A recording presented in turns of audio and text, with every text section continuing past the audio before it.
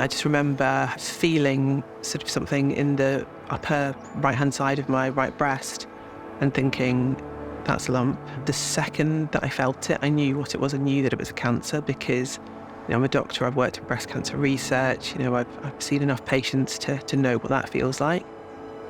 And just thinking, I'm not going to live to see my kids grow up. At that point, Sophia hadn't even started school, so I just, that's when it just felt like the ground had just swallowed me up.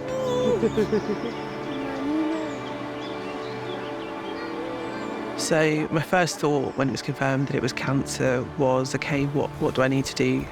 What am I going to tell the girls?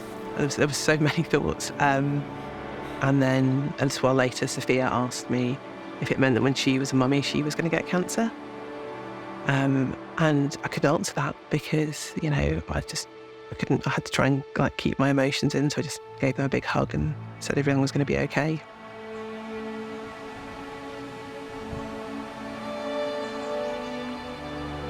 When I realised that I had cancer, I'd had my diagnosis through, and it was triple negative breast cancer, which is an aggressive form of cancer that affects younger women.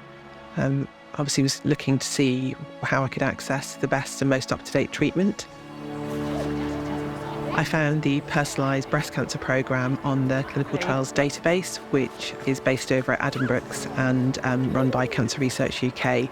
And so I approached Professor Abrahams and asked if it would be possible to enter onto the trial. And she obviously very kindly agreed for me to join. The Personalised Breast Cancer Programme is a way of looking at genetic information for each individual patient with breast cancer, so that we're creating a barcode, if you like, that identifies that particular patient's changes and helps us to improve and tailor their treatments. For someone like Mei Ling, it will help her to understand whether there's any risk in terms of hereditary cancer for her children. It will help her to understand whether the treatment that she's receiving is appropriate for her particular type of breast cancer. And it will also help her to know that she's looked at every possible option to make her treatment as optimal as possible so that she can really enjoy the rest of her life free of the worry of cancer. There are a variety of different things that we can do that will help improve the accuracy of the treatment that we are giving a patient. And this type of work forms part of the foundation of our new Cambridge Cancer Research Hospital, which focuses not only on clinical care, but on research.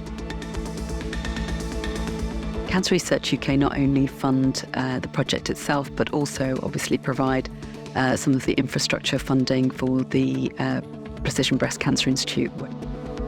Gifts and wills allow Cancer Research UK to invest and plan ahead for research that will help future generations. Under which was hiding a big bunny rabbit. During treatment, so my biggest hope was just I had to stay well and I had to be, the best that I could be for the girls and to make it as easy as it could be to sort of get through the experience. I want to see a story. I wanted to share my story in support of Cancer Research UK to help raise funds for vital research, because that is the only way that we're going to beat cancer as a disease. Leaving a gift in your will help Cancer Research UK protect the future of the people that you love. One of my biggest fears was not seeing my girls grow up, not seeing my daughter start school. And thanks to research by Cancer Research UK, I was able to do that, and I'm able to enjoy a future with them together.